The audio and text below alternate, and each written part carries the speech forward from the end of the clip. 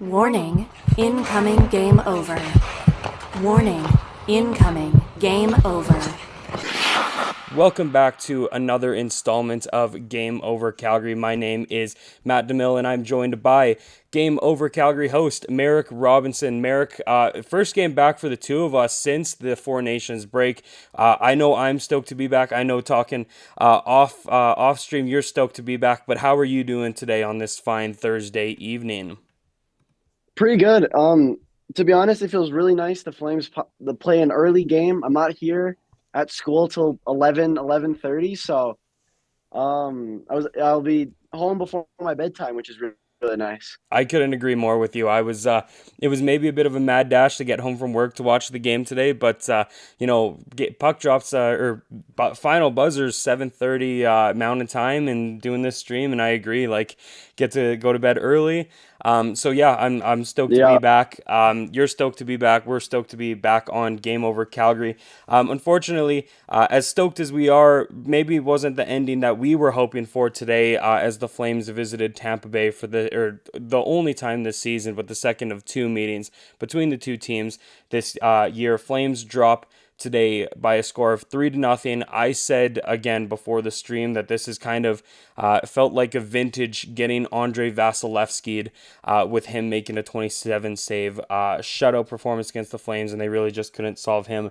And the Flames do end up dropping their season series with Tampa Bay, losing both games. I will say today's game was a lot more maybe entertaining and just pleasant when you consider the last time these two teams met in middle of December, that the Flames got beat up pretty bad. 8-3 was the final score. So the Flames record now drops to 28, 22, and 8, 64 points. And as it stands right this minute, we are 1 point out of a playoff spot, just behind Vancouver. So of course it seems like just as the rest of the season goes on, it feels like every game is going to be a must-win game. So it might be a little redundant to say that this was specifically a must-win game, but it was.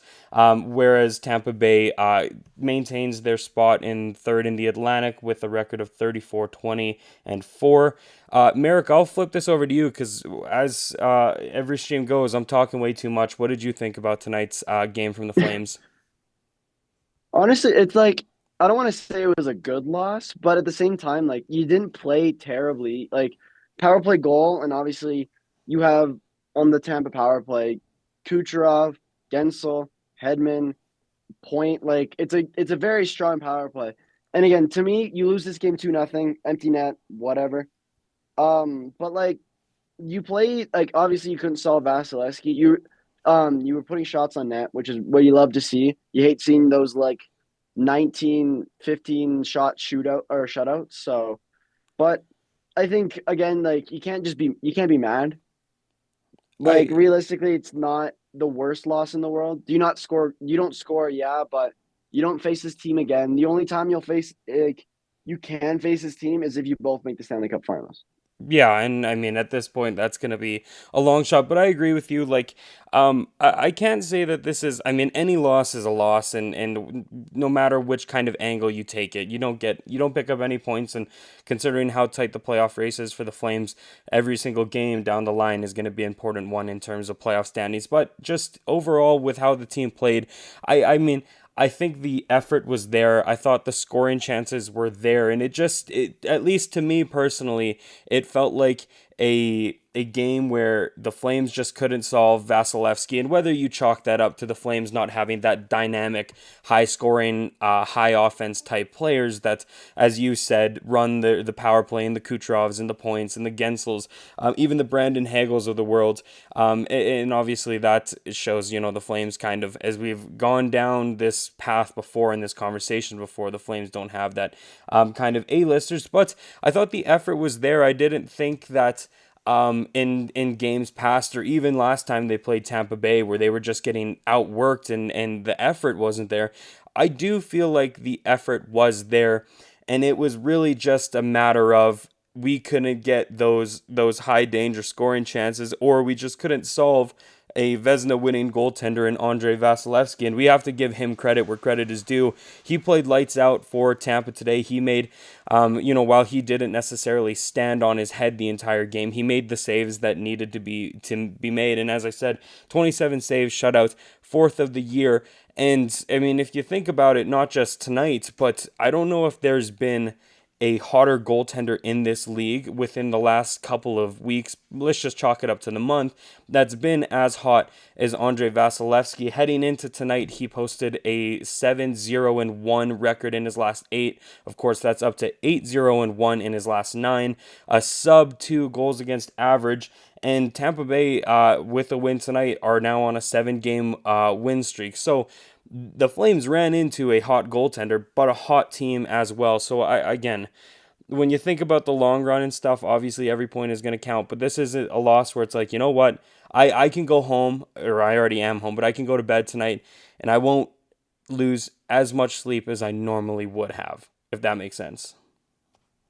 No, agreed. And like what makes Tampa so good is a lot of these guys that did go to like the Four Nations, like I will give credit. Like Brendan Hagel was incredible for Canada, and he has not been short of anything. Like he's just carried it all along, before the Four Nations tournament and after it. But again, like you just said perfectly, like it's a hot team. You're coming off like they had like Hedman went to the Four Nations, Gensel, Hagel, Sorelli. Like, they had loads of superstars kind of just be all around, and just like even the goals, like Kucherov's was a bit of an awkward one near late period, but then like you look at the second goal by Eric Chernak, and it's just a simple breakout or break in and it's just Hagel and Sorelli just dishing it back and forth, and then Chernak just finds the empty spot and then finishes. Like you can't really be like, oh, the Flames played so bad, but like they just not necessarily got out works. It's just sometimes you just get one play that just kills you. Yeah, and that's exactly it too. It felt like it was just the puck luck was on Tampa Bay's stick, you know. That first goal, Kucherov blindly throws the puck to the front of the net and it happens to go off Mackenzie Weegar's skating in. Can't really blame Wolf. I can't even say I'll even say you can't really blame Weegar. He was playing covering the guy in front of the net and it just hit his skate in the perfect spot. He had no idea that the puck was going there and the puck would bounce off his skate like that.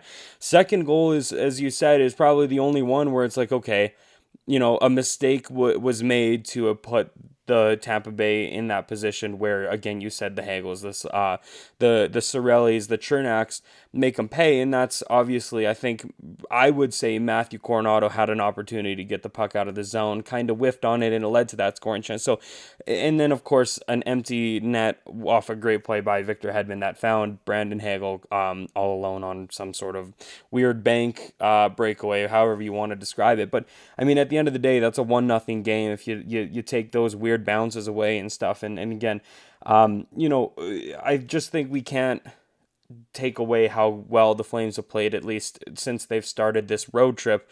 Of course, they had a really good effort against Washington. And as I said, I feel like the effort was there tonight as well. Albeit they didn't get the results they wanted to. But I speak briefly on the Flames road trip that they're currently on, and arguably the hardest road trip that, I would say any team in the league would have to go down. And that's kind of the first talking point of tonight's show. But before we do, I just wanted to say, shift into Hyperdrive and get ready to bring some get ready to have some fun with your new source for all the biggest stories in hockey, bringing a unique style of broadcasting and commentary with a Quebecois flavor. Hyperdrive Hockey combines top-tier hockey analysts, big stories, pop culture, and a damn fun atmosphere that will drive debates, make you think, and more. Join Max Van Hoot, Daphne Malbouf, and Kevin Laramie every Monday and Thursday for your fill on the hockey world. Watch on YouTube on the Game Over Network channel, or subscribe to the podcast on Apple, Spotify, or Amazon. Head to our website, thegameovernetwork.com, for more. Now, as I said, the opening the opening segment of tonight's show is what I've been calling and I've been dubbing the schedule of playoff death for the Calgary Flames. And I mean, there's no better way than to get back from a 2 week hiatus where you were lounging around on a beach, probably drinking a couple beers, that kind of stuff, and you get thrown into what is arguably, or not arguably, the hardest road trip the Flames will have this season. And I'm talking about, as we've already said, a game against Washington, which they managed to pick up a win against, a game against Tampa Bay today, and they end their 6-game road trips with games against Florida, Carolina, Philadelphia, and Dallas. Now, not to get too repetitive, Marek, but we're 2 games in, we're 33% of the way through this road trip, and what have you thought of the Flames' performance lately? Yeah, so I was actually fortunate that at my work the Capitals game was on, so I was able to watch, and I thought the Flames did everything they needed to do. Stopped Ovechkin. You got a little bit of puck luck. I found Coronado's goal really funny. Just the fact that I think it was Kevin Ball just flicks it. It looks like just the get out of our zone kind of play that just leads to Coronado going. But there's one thing I wanted to touch on that I guess would be like the negative part of the Flames, and that's honestly just they went 0-3 on the power play today. Now I don't know where they're ranked in the power play off the top of my head, but Tampa Bay has the 12th best penalty kill at 80.3%. And I again, do you know the Flames power play off the top I can't of remember your off the head? top of my head. I did a little bit of research prior to the Four Nations break, and if I remember correctly, they were right about middle of the pack in that like 15 to 18 range. But again, don't quote me, and a lot could have changed between now and then. But prior to the break, they were sitting about that. Okay, so it's about average, you would say. Yeah, I would say so. Flames are yeah, so they're around 18th. So yeah. So I think that was like the only like super negative I think you can look at is just being 0-3. Um Again, it's not like the biggest issue. You just beat the second best team in the NHL. This is I think Tampa's the second hottest team right now in the NHL besides like the Winnipeg Jets who are on an 11 game win streak. But again, like you play like you've played good. I have no arguments or no reasons to be like, that's bad, that's bad, that's bad. So, Yeah, I agree. Like, I will say I didn't watch the Washington game. I was in the middle of the sky flying home from a little vacation I took, so I can't say per se, I can't say anything about that game because I didn't watch it, unfortunately. But today's game, as I said, effort was there. Like, we have to consider, like you said, the Flames are playing one of the hottest teams in the league that, are scoring at will, are winning at will. Everything is clicking for them. And while they didn't pick up the win, they put up a fight, and I would say I would say a good chunk of that game, were they the better of the two teams? No, but they were going toe to toe. They were going scoring chance for scoring chance, and again, not to get repetitive, their bounces and the puck luck was probably a little shifted onto the home team versus the visitors. But just thinking about what we've seen already and what's coming down the line before they head back home, at least what I was curious about is what would you call a successful road trip? Once the 6 games are done and you kind of reflect back on what they did, where do you think is the line where it's like, okay, I think that was a success? Now, I'll let you think about that for a sec because I did kind of jot down my thoughts and I'll kind of let you piggyback off of that. But for me, I would say at the minimum, a .500 record. If they're 3-3, that is at the minimum. If we consider like the Flames are trying to vie for a spot in the playoffs, I think at the minimum a 3-3 record is where I'm like, okay, this is like the acceptable level that I would take, and of course more is better. And right now they're kind of on pace for that 500 record. Um, Considering you're playing against teams that are, 4 out of the 6 will potentially be in that conference final conversation. I think the one outlying team that the Flames need to pick up a win against is Philly. I would say that's also another rubric is out of the 6 teams they're playing, there's probably one that isn't so strong, and that's a team that you have to pick up a win against. And of course, it's the first game against Pelche and Kuzmenko as well, so there'll be a little bit more emotion into that game as well. But I think that game in Philly is a must win. And my last kind of rubric is I don't want to see any blowouts. If the Flames are to get that 300 record, I want those losses to be fighting losses that we saw tonight. I don't want those 8-3 just merciless losses against top teams that shows the Flames can't compete. I want to make it known that the Flames can compete with these top tier teams, whether they're picking up the wins or not. And that's kind of the three rubrics that I've put in terms of this road trip. Yeah, I think well right now you're 1-1. You're going to Florida on Saturday and then back to back you're in Carolina. I think at least you got to win one. I can understand like you're playing two great teams. Panthers don't have Matthew Tkachuk right now.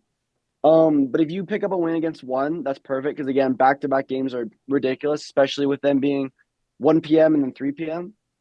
I would agree. I think the Flyers is like not necessarily a must win, but it feels like a must win when looking at the kind of entirety of the road trip. And then finishing it off in Dallas, like it'll be iffy, but I can definitely see the Flames kind of ending up having that 500 record like at the bare minimum. For sure. And like just kind of looking in the chat here, Johnny Gaudreau Forever comments, we can't stay in the middle. And I don't disagree. I would say like in the greater scheme of things, from today to game 82, I don't want to see a 500 record. I mean, in this specific sample size where you are playing top teams in the league, top best team in the league, second best team in the league, just like the best that this league has to offer, I think my conditions and what I expect are lowered just a little bit, and in 6 games I'm happy for a 500 record. But yes, I agree. And you mentioned like the Flyers game, not necessarily wanting to label it as a must win, but we're going to have to start labeling these as must wins if they are to make the playoffs. You look at the schedule and you see, the Anaheims of the world, the San Jose of the world, that kind of stuff.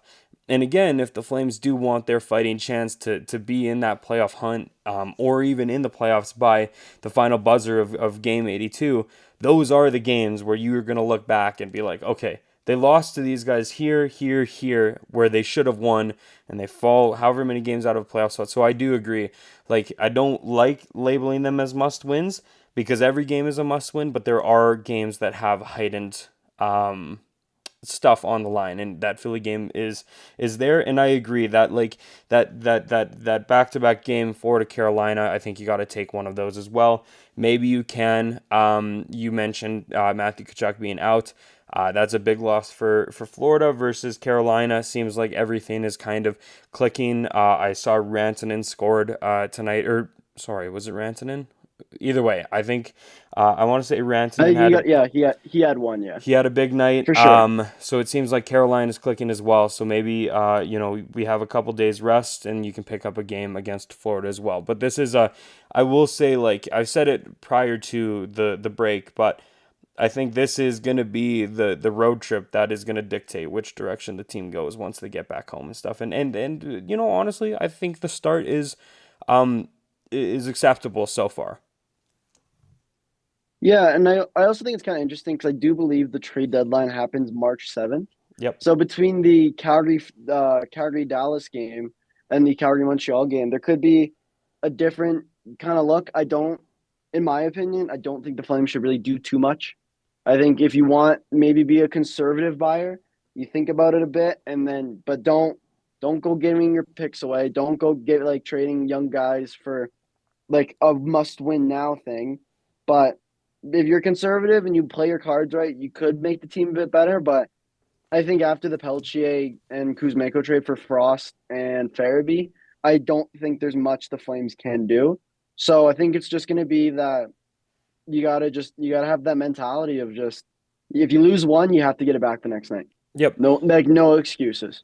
I think that's perfect. I think that's really well said, and that's a good point. The end of this road trip is going to be one day, and then it's the NHL trade deadline too. I agree. I don't think I can't imagine there's anything massive that is being cooked up by Craig Conroy. I think the big move has already been made, and yeah, I think their role is very, very hesitant buyers, but at this point, I think this is like let's just be a neutral party unless anything absurd comes through. And again, I couldn't even tell you what that would look like. But I don't think there is a huge demand for Conrad to make a move, and I think this will be the team going forward. But yeah, I agree. Is there anything else you kind of want to add? We're hitting the 20-minute mark, so I think this is a good kind of segue to pivot into tonight's show. Yeah, we're all good. Sweet. Now, before we do kick things to a different topic following tonight's game, if you're looking for ways to help an upstart media company that employs over 30 young journalists and analysts across Canada, if you have a few spare bucks kicking around and you get, oh my goodness, my brain is fried. I feel like I say that a million times. Head to our Patreon page at patreon.com/the Game Over Network. There you'll find multiple tiers featuring different rewards and goodies for helping us grow.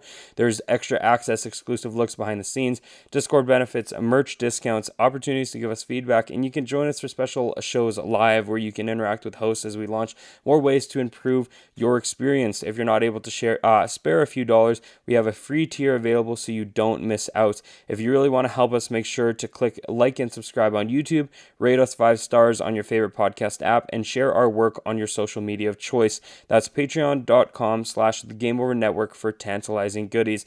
I know for the Patreon subscribers, our amazing leader, Andrew Berkshire, has done some streams as well that you can come on, chat with him as he kind of does some work for the Game Over Network. So there's more stuff coming up that you can be a part of, but we've already done some stuff with our Patreon family, and we've been really enjoying that as well. So make sure if you're interested, check that out as well. Now, period 2 of tonight's show, we touched on it briefly in our introduction, but it was kind of the goaltending duel that we saw unfold in Tampa tonight, and I feel like lots of conversations I have following Flames streams is of Dustin Wolf winning goaltending duels to pick up wins for the Flames. And I'm not going to go ahead and say this is a game Dustin Wolf wants back, because that is not the case whatsoever.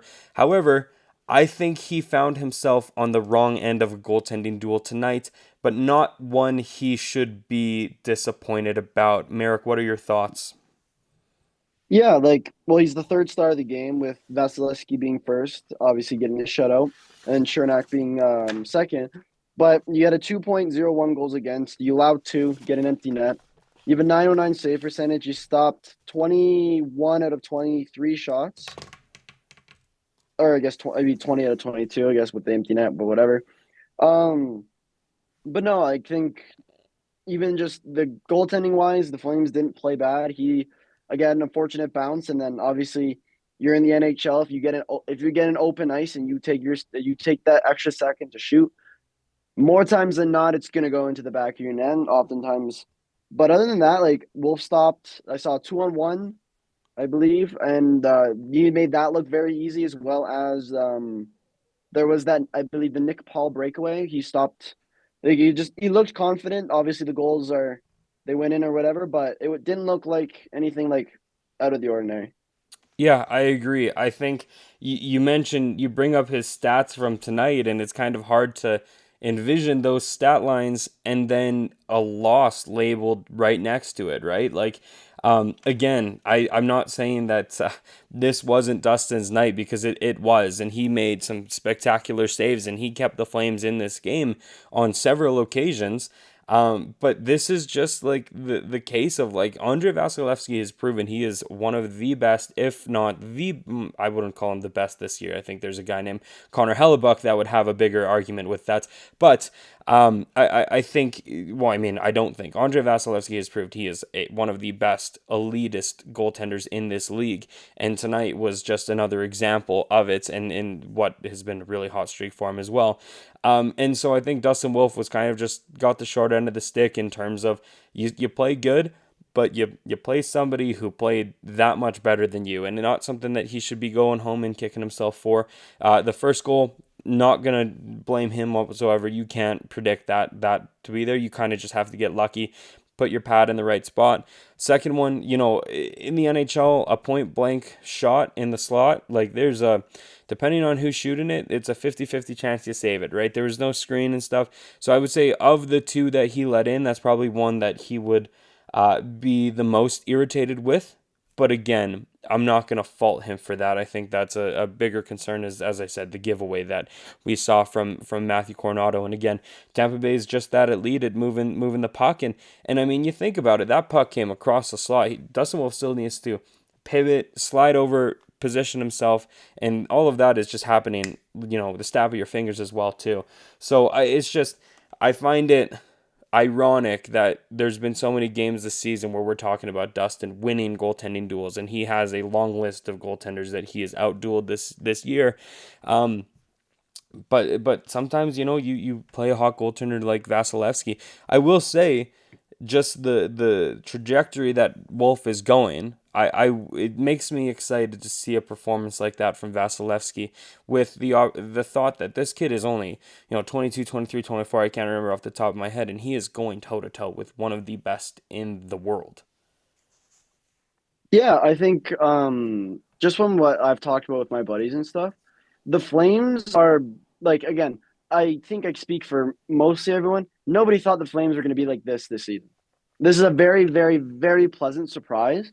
Obviously not just for me, but for even just the city of Calgary, especially with what happened in the summer. Same goes with how good Columbus has been doing. It's nice seeing kind of what happened tragically with the Gaudreau family, to see both those teams kind of succeeding. But again, like what I see with the Flames versus like the Rangers, the Jets, and we'll just say the Lightning, for example, all elite goalies, right? But like Jets got that entire team, Tampa's got that entire team. It's a bit questionable, but we'll leave him out. But Igor Shesterkin is one of the best goalies in the league. But what all of them share in common is that they all somehow motivate the team. Is they'll make a big save when it's needed. And with Wolf being so young, I think it's just it's just unbelievable. I think just seeing a rookie goalie with this kind of like poise and with this kind of just controlling games, like I might be a little outlandish for saying this, but I would compare rookie Dustin Wolf to rookie Matt Murray. And rookie Matt Murray won 2 Stanley Cups in his first 2 years in the NHL. And so I'm not saying, I mean, I wouldn't be against Wolf going back to back. I think that'd be phenomenal. But I think you just see that he's already got the mindset of an elite goalie and the play of one. You build around that. I give it maybe 2 years max. You're looking like maybe a cup contending team. You're like maybe one or a few players away. Especially you're not trading Anderson, you're not trading Weegar and Kadri. You're not that far away from being a serious cup contending team, in my opinion. Yeah, I agree. I think you make a good point when you compare like the top teams in the league that have this elite goaltender. As you said, Vasilevskiy. Sure, let's throw Shesterkin in the mix, and the big one for me is Connor Hellebuck. And those are some like elite goaltenders. They have proven they can win their team games. But I think the one thing between those guys and the Flames is the Winnipeg Jets of the world still have the Kyle Connors, the Mark Scheifele's, Yeah. the Nick Ehlers. Same thing with Tampa. They have got the Braden Points. They've got the Kucherovs. They've got the Hagels. The list goes on and on. Versus Dustin Wolf is winning these games for the Flames when they have Jonathan Huberdeau, Nazem Kadri, Connor Zary were, again, good players, but they're nowhere near the comparable to what the top teams in the league have. So, by developing, and I think you nailed it on the head, right? I think the ceiling for what Dustin Wolf can do is set so high based on what we've seen from him this year, and that's a really, really exciting thing to have if you're a member of the Calgary Flames. And not only is there the importance of making sure that Dustin Wolf develops properly, but you also develop a team around him that in a couple of years, you have the scoring talent that Tampa has. You have the scoring talent as, even Colorado or even on paper, New York, right? And that's something that the Yeah. Flames don't have at the moment, but it's something that after what you've seen this year is something that Craig Conroy is like, hey, we need to build around. And I think going back to the trade deadline, I think guys like Morgan Frost and Joel Farabee are guys that Craig Conroy is saying, hey, I can see the Flames middle six being centered around these guys, right? I think there's a lot of moves that need to be made. I think there's, the idea of, with the guys we have in our lineup right now, I'm not necessarily sold that we have a total A-lister, and it might be a little difficult based on where we're most likely going to be picking at the draft this year to pick one up. I don't want to go too far away from the conversation we're having right now. But again, I was listening to Sportsnet and Eric Francis was chatting with Ryan Leslie tonight, and he said, like, obviously I don't want to start throwing out random claims and accusations and stuff, but he says, like, the biggest headline that's been going on around the hockey world is where's Mikko Rantanen going, because it really looks like there's not going to be much of a future in Carolina. And Calgary is a team that potentially could make a move like that. And again, I mean, Rantanen's 27, 28, so he's still on the younger side of a player and stuff, but you're talking about potentially building a team around a guy like Dustin Wolf, and, maybe there's a future where you pick up a guy like Rantanen that will be your star talent offensively, that in games like this, where the Hubertos of the world and the Kadris of the world have trouble scoring, you've got a guy like Rantanen that can just flick a switch and put a couple in the back of the net for the Flames, and that's really important. Another name he floated out that's probably a little bit more outlandish is a guy like Mitch Marner, but either way, there's opportunities for the Flames to potentially add if you really do think that, hey, Dustin Wolf is our guy, we see a future, we have a foundation set, and let's kind of go from there. And, with, again, the draft position the Flames will most likely end up in, it's kind of hard to draft a bona fide, star talent picking, 20 plus, right? So, yeah, I think that brings up a really good point with the future of the Flames and in terms of what Dustin Wolf brings. And it's really exciting for the community organization in the entire city of Calgary for sure. Yeah, I do disagree with you a little bit with the Marner one. I actually think I would argue there's almost a better chance that he comes to Calgary. One, because he's already been in Canada, because I know that's a bit of there's a bit of stigmatism around that. So he's been with the Leafs. I think I could be wrong with this, but I think the Flames have the second biggest cap behind the Blue Jackets. I think I may be mistaken, but I know Flames have a lot of money. Why not go spend it? Like, again, like, you don't need to rely on picks. You have a young team who I don't see how, if you go out and get a few older, not necessarily like super old, like, I'm saying like 28, 29, 30, 31, 32 maybe, a decent elite players. And like, you get those players, you get up to around the playoff spot or fighting for one for next year's trade deadline. And depending how you're feeling, maybe dabble a little bit, put a little bit more emphasis into, let's get a little bit better to see if we can go a bit farther in the playoffs. And let's say the Flames do make the playoffs this year. Knock on wood, hopefully they do. Most likely they're going into one of the hardest arenas to play in Winnipeg, unfortunately, because like we're wild card stuff, right?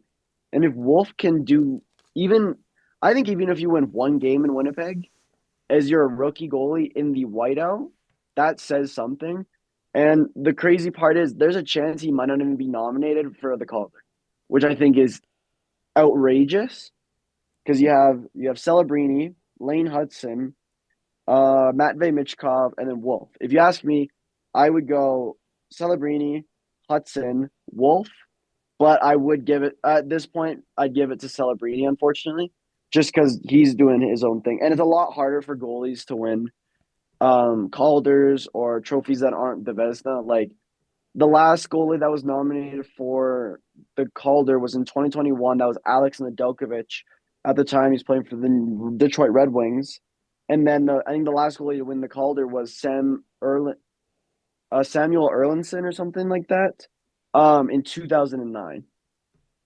So like it's harder, but if he is nominated, you already know he's a top rookie. If he's not nominated, I'm I personally think he's a top 3 rookie in the league at this current time. I agree. I really do. I think that's really well said. And I mean, even the concept of winning a trophy like that, it is a quite a steep hill to climb up and stuff. And I agree. I don't necessarily think he's the favorite to win the Calder, but I think a nomination is certainly needed. And again, I really like your comments of a rookie goaltender coming into the whiteout. And again, the toughest, one of the best teams, if not the best team in the NHL right now. And if the Flames do crack the playoffs and they play Winnipeg, I mean the logical side of me thinks it's going to be a pretty easy series and it's going to be a quick series, but you know, I agree wholeheartedly to walk into an arena like that in the playoffs where it's probably nothing like anything he's ever seen before, and he can squeak out a win, and not only squeak out a win, but in as a result, you outduel the best goaltender on planet Earth right now in Colin Hellebuck is just such a strong message to be sent to management. And going back to the cap, I think the Flames are just shy of $18 million. And again, I can't remember exactly who is I can fact check you that. pending UFAs. I know the Anderson, Frost, Farabee, those guys are, but you have so much cap that why not? I agree. Why not just go out and land a big fish with how the foundation is built and what the Flames need and what they can logically get at the draft. I don't think they're the elite type player is going to be brought up in the draft. Maybe a guy like Zane Parekh, but I do think he's also a couple years out from really making a name for himself at the NHL level as well. So we are going to have to wait on him.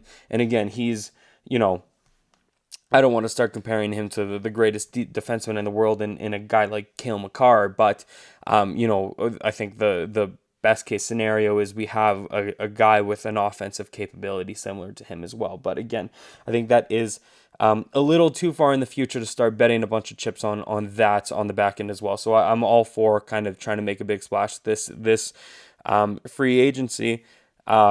Which also makes me think like I don't necessarily love the idea if the Flames go out and trade for a guy like Rantanen at the deadline if Carolina goes, okay, this guy's not going to come play for us, just because, hey, we have the money that we can most likely go, offer with all these other teams. So let's just kind of wait it out for that. And that's kind of the mentality that I have right now. I feel like this is also a good segue into, we kind of talk about the foundation of the Flames and the culture they're kind of building. And I think this is a really good segue into the final conversation of tonight's show before we kick it to a Q&A. But before we do, and of course, if you're enjoying this show so far, you probably want more of this, right? Well, make sure you hit the like button on this video, click subscribe on our channel, and make sure you check the notification bell so you're alerted when we go live. If you're listening to our podcast, please give us a 5-star rating or even write a positive review. If you really like us, make sure you follow us on your favorite social media platforms. You can find the Game Over Network on Blue Sky at thegameovernetwork.com, on TikTok and Twitter at Game Over NHL, on Instagram, Threads, and LinkedIn at Game Over Network. You can also find both myself and Marek on socials. I can't remember yours off the top of my head, but I believe we have it in the description of our videos. If not, there's other ways you can reach out to us. I'm on Twitter, so you can reach me out there, as well as Blue Sky. And of course, you can also find us at GameOverNetwork.com, where you can sign up for our upcoming newsletter. Now, Marek, I mentioned, or we've been mentioning kind of the culture that the Flames are trying to build with this team and the kind of mentality as they kind of gear up for a push to the playoffs. And there were some quotes today that I'm sure everybody saw, one from Lion Lautenberg that I will get to, but there was another one that they shared on the Sportsnet broadcast today. And it was from Nazem Kadri, and the kind of mentality where, hey, the Flames can't stay in the middle forever. If there's the benefit of potentially quote unquote tanking, picking up a high pick. And his response to that was, and I quote, I know there's some people probably out there that want to lose and get a high pick, but if you're truly a guy that wants to lose, then I'll show you a loser. I wouldn't want to be around these kind of people. And when I saw that quote and I kind of digested it a little bit, and I know you did the same, Marek, and for me, what I really took from that is just how great of a culture that I don't want to, or I don't know exactly who is at the core of building this culture, whether it's the players, whether it's the coaches, but there is a really powerful culture that I believe is being built within the Flames locker room. We all know that they're not the most skilled team in the league. We know they're not the most elite, high scoring, or defensively sound team in this league. But I don't know if there's a more cohesive and unified team in this league based off a comment like that. Obviously, the a great culture and a great chemistry and the fundamentals and the pillars of a strong team is based on the dynamic of wanting to win every single night. No matter what is at stake, no matter where you sit in the standings, there is a winning mentality. And there is a winning mentality in the Flames locker room. And a comment like that is just a really indicative as to where the Flames sit, regardless of people like myself who have brought up the notion of potentially, losing games, whether they meant to or not, to potentially pick high, or, the conversation of the Flames consistently being a mediocre team. It's so clear that in this locker room, there is a drive to win every single night. And that is such a strong message that they are sending to not only the team, but to people watching like ourselves. What did you think of Nazem Kadri's comments, Marek? Honestly, when I thought about it, I took a big like kind of step back and looked not necessarily at the Flames, but just at every NHL team except one, and I'll get to that point in a bit. But like if you look at like let's say the Chicago Blackhawks, they're not good, obviously, right?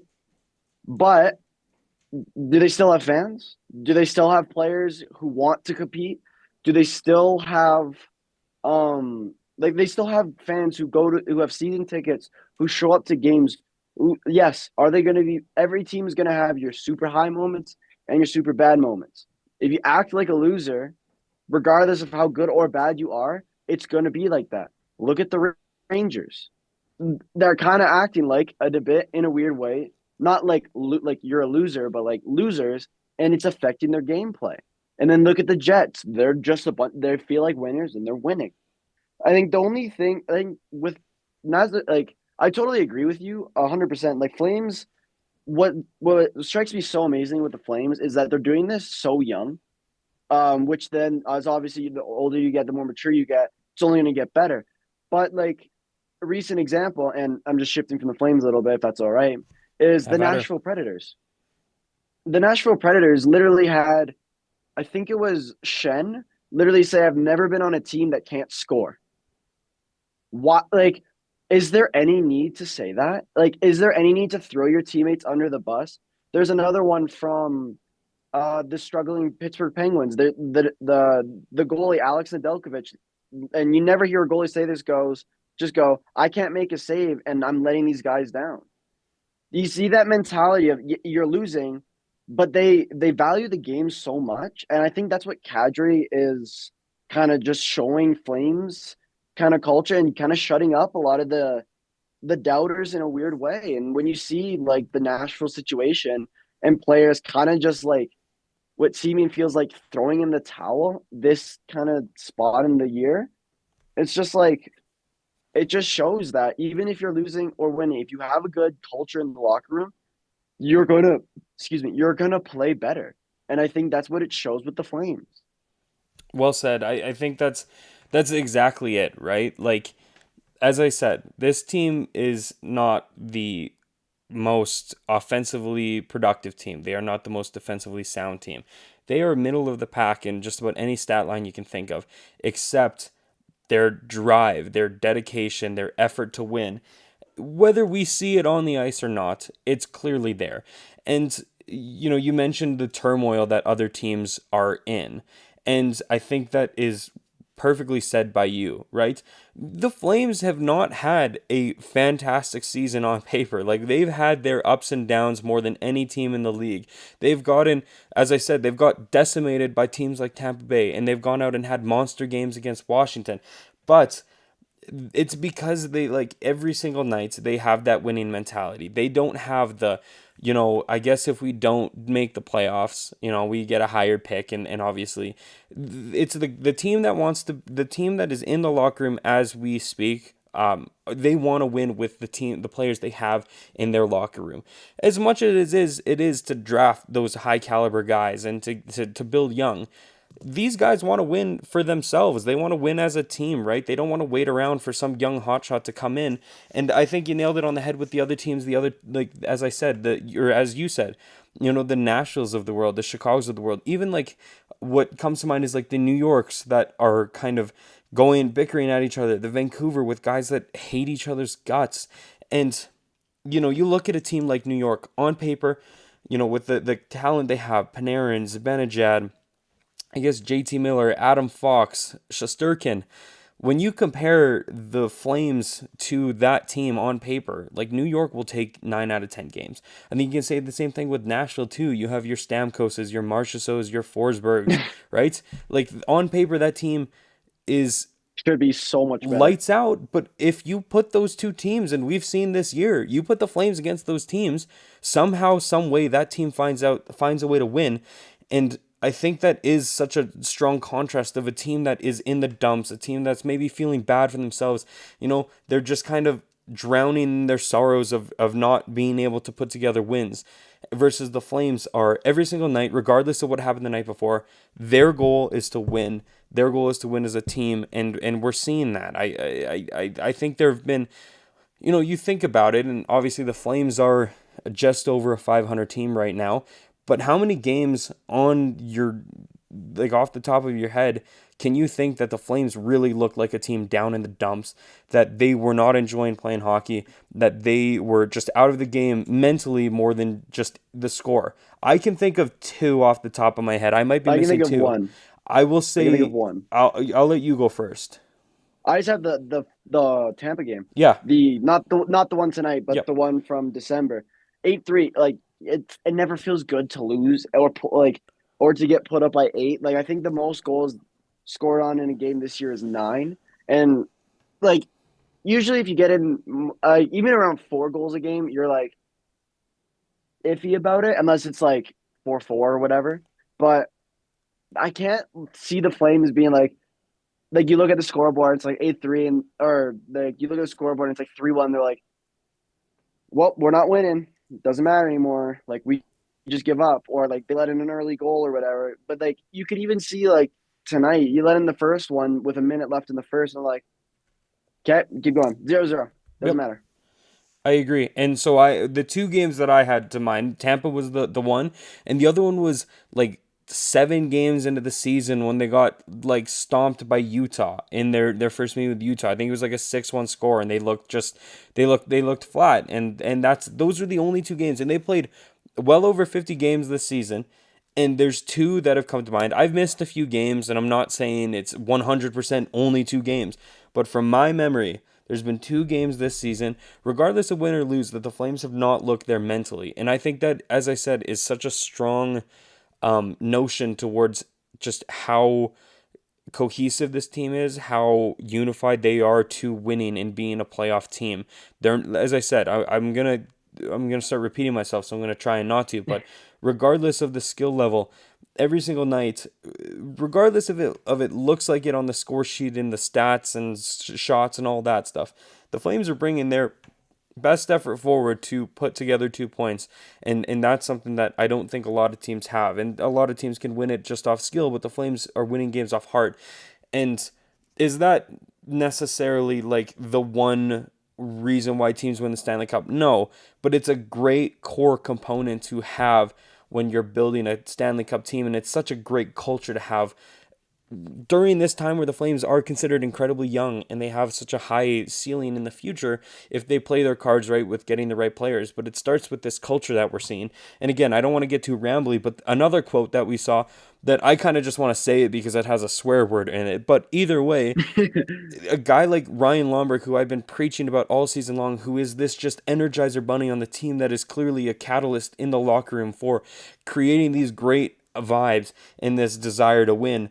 And he said, of course, with Ryan Lomberg being a former member of the Florida Panthers who won the Cup last year and have this heated rivalry with the Tampa Bay Lightning, in a pregame interview today, and again, pardon my language, but I'm going to read the quote. They asked him about Tampa Bay and Florida, and he says, I like the palm trees and sunshine, but I fucking hate these guys. And again, apologies for the language, but that's what he said on live television, and it just shows that he has this intensity and this drive. And obviously, like, the guys seeing him say a quote like that, you have to think they're getting absolutely fired up to play these guys because of that, feeding off of his energy. And again, like, piggybacking off Kadri's comment, a guy like Lomberg and those comments as well just shows how much fun these guys are having, right? If you ask the Nashville Predators about the St. Louis Blues or the Rangers about the Islanders or whatever, with them being so down in the dumps, you're not going to get a quote from them. You know what I mean? Like, they're just like, the Flames are having fun. They have this great mindset. And it's such a core fundamental and a core piece to what can be an incredibly bright future from the team. And I guess that's the whole point I'm trying to get at from this conversation. Yeah, I think you think you stuck it right on the nose with the quote specifically. It takes sometimes there are teams that you want to play against. Like it is the Leafs versus the Bruins, or the Leafs and Canadiens, the Flames, the Oilers, the Penguins, the Flyers, the New York Rangers versus the Islanders. Like those are the games you live for because, like you said, like I remember a little while back, like I remember Sidney Crosby got interviewed about the Philadelphia Flyers, and Sidney Crosby's not he was very keeps his emotions relatively in check when it comes to interviews. He just goes, I don't like them. I don't like them. And then you see all like the memes and stuff where it's like on social media where it's like, say five, like Connor McDavid's getting interviewed. It's like, say 5 nice things about the Calgary Flames. And it's like the city, I like the jersey or whatever. But it's like, they don't like each other. They don't like each other. And that's what fuels you in the game. Look at how playoffs work. Like, I love watching a Boston-Toronto playoff series because it's literally it's not necessarily like, I don't want to just win. I don't want to lose to these guys because I want to destroy these guys. You look at the Flames-Oilers series, there was so many penalties. I want to just beat these guys. It's not I want to win 2-1. I want to win 4-1, and I want them to go to the locker room battered, bruised, and defeated. Yep, agreed. Well said. So we are now hitting the 55-minute mark of tonight's stream. So I feel like this is a great time to kind of pivot into the Q&A section. Of course, we talked about a lot, but now it's kind of, we want to open the floor to everybody in the chat tonight if they have any suggestions. I know there were a few comments, so I'm going to comb through that as well. But before we do, there's no better way to support something you love than by repping it on yourself. Game Over's apparel line has dropped with 3 unique designs. Whether you feel the nostalgic pull of our retro skater design, want to make a statement with our established design, want to wear your love for goalies proudly with our live and die by the goalie design, or if you need another cup of coffee and a toque to get through the winter, we have you covered. Designed by Brady Chalice from Game Over Winnipeg. Use the QR code on stream, which I'm going to pull up any second now if I can find it. There we go. Covering my face. Lucky you guys. Use the QR code on stream now and take a look through our apparel store and help us rebuild local sports media in Canada while repping your community. Now, as I said, we are in the overtime period of tonight's show, so this is the opportunity that if you have any questions or comments about tonight's show, about anything in general, feel free to fire it in the comment section, and Marek and I would be more than happy to read a few of those. As I said, I'm going to go through the comment section that we've gotten so far. Apologies for not getting to the these quickly, but we've had some riveting conversation already in the show and kind of wanted to keep the ball rolling on that. We got to find some scorers, Johnny Gaudreau forever. Yep, I think that we kind of touched on that as well. I don't know if it's necessarily a deadline thing, and we kind of ride it with the folks we have. Currently, again, Marek, jump in too if you want to cut me off as well. But yeah, I think in terms of finding goal scorers, I think I wouldn't put much faith in something coming down the line at the deadline unless like the perfect deal comes on. I think if we are to find some scores, it might be something we see in free agency, considering we have so much kind of money banked up that the Flames can use. The cap also goes up in the offseason, which makes the trade deadline a little interesting. I just know some teams are kind of withholding certain players to not trade at the deadline and kind of wait to get maybe a bigger return because the cap goes up, which could get you an extra player or something. But no, I like all I've heard recently is the Flames have been linked to Dylan Cousins, and again, he's a potential kind of guy. Like 30, I think he was a 30 goal scorer a few years back, but other than that, I don't see the Flames kind of dipping deep into finding a true goal scorer. I agree. I've heard Dylan Cousins' name as well. My one caveat to that is I know the Flames were looking for like the 2C center, which is kind of the description that Cousins had.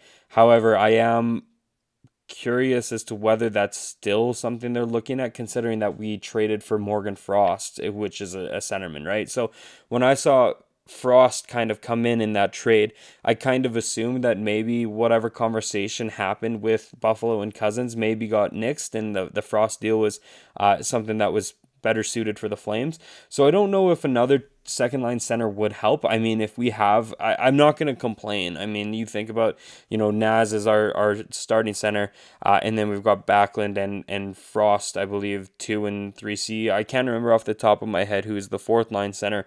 Either way, if we add Cousins, it is an upgrade.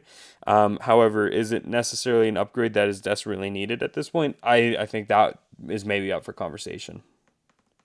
Yeah, I think I would agree with you. If an opportunity arises, take it. If not, don't force it. Yeah, and I think a guy like Cousins, again, I mean, you think about the trade with the Flames, they had to give up Pelche for it, right?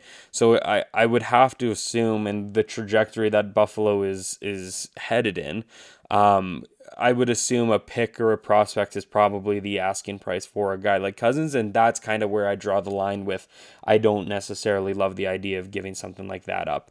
And I think, quite honestly, I mean, I can't see inside the mind of Craig Conroy, but I feel like that's probably the same sentiment.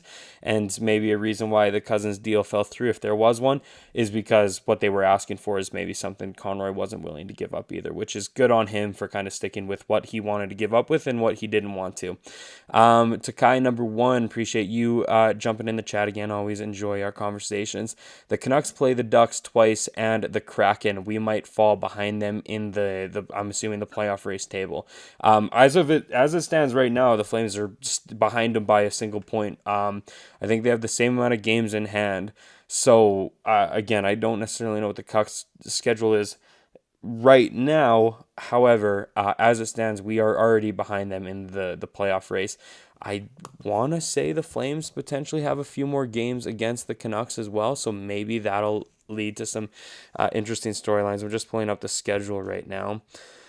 I also am curious to see how many times we play those. Seattle once, San Jose once, San Jose twice. And I think all of our games. Oh, we have one more game against the Canucks as well. So I mean, I don't know the strength of schedule with what's left, but there are some, as we said earlier today, Marek, there are some winnable games on the Flames schedule still, and of course. As Takai number 1 pointed out, there are still winnable schedules on the Canucks schedule as well. Yeah, I think well also I don't think Seattle's as much of a cakewalk as they used to be. Because Capo Caco has found his stride with that team. Um And again, it's kind of funny. I'm not a big Rangers guy, so seeing the Rangers kind of make that mistake is kind of funny to me.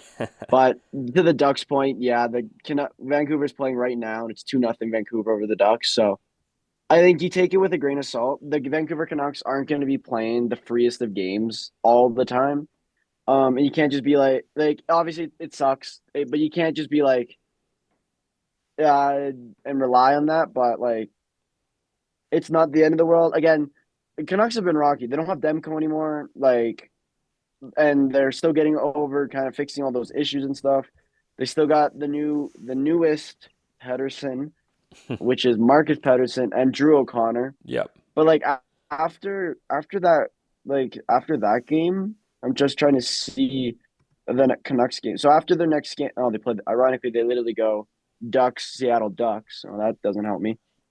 I'm trying to see like because I get your point, obviously, but they're not going to be playing the Kraken or the Ducks every like they play the Wild after, right? Which is not an easy game. No, not at So I all. think you take it with a grain of salt, and you kind of see where it goes.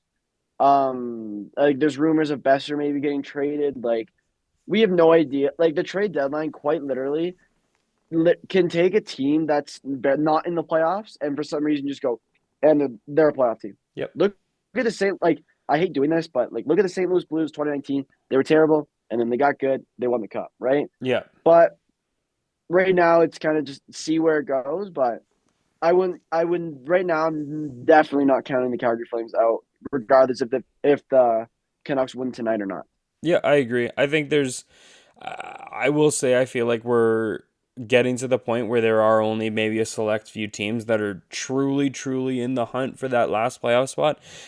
As it stands right now, Colorado is 2 games ahead of the Flames and Canucks, and they're 5 points ahead of the Canucks in the wild card race. Part of me thinks that they're kind of the I mean, obviously there isn't much that separates the us and them, but I really do feel like that first wild card spot is pretty much theirs to lose at this point. If you ask me, I think there's really 2 worlds where I see the Flames potentially clinching the playoffs. The one more unrealistic is the third spot in the Pacific if the Kings were to drop off. As of right now, they have 2 games ahead of us. They have 2 games in hand on us and 6 points ahead. So there is going to be a pretty distinctive gap that needs to be crossed for the Flames to kind of be in that conversation. Albeit it's not something that is impossible, but I really do think it's that wild card 2 that is the one that's up for grabs. And of the teams that are kind of in the hunt, I think it'll be Vancouver, obviously, with them being in the second wildcard spot as we speak. I think they're in the conversation. I think Calgary's in the conversation. And really past that, I would say the only 2 teams that I really, really feel like are in the running would be St. Louis. They are currently 2 points behind Calgary with 2 games, having played 2 more games than them, or 2 more games than us. So they still have, they've dug themselves a little bit of a hole. And then the other one is Utah, who are 3 points away from Calgary, but only 1 more game ahead of them. So I really think it's going to come down to those 4. However, I think it'll really ramp up and be more of a Calgary Vancouver kind of spot, the way things are going. Albeit St. Louis is on a 3-game winning streak, so they're pushing right now. But yeah, I think But yeah, they're probably riding just Binnington's hot hand, true, considering he just saved the nation. But fair very enough. true. But yeah, I think the amount of teams that are really, really in that playoff race are starting to kind of minimize. And obviously the Flames are one of the, I wouldn't say favorites, but they're in contention for that last wild card spot. I don't see any more comments in the chat, so I think this is a really good time to wrap things up. We are also past the hour mark, so America and I have been talking like crazy, so I feel like this is a great time. Appreciate everybody for tuning in to tonight's show. I obviously really enjoyed our conversation. Johnny Gaudreau forever, really good thoughts. Matt C, to kind number 1, also always in the chat too, so thank you. Hope you guys can join next stream. As for next stream, that will be going down on Saturday, March 1st, when the Flames play a matinee game in Florida. We've got Conrad and Anand on the call, and the second, it'll be 2 games on the weekend, back-to-back. Second game, Sunday, March 2nd, for another matinee against Carolina, and I will be taking that solo. So make sure you tune into those 2 streams. And yeah, we hope to see you there. And until then, we wish everyone the best. Yeah, thanks again for the stream, and we'll see you guys next time.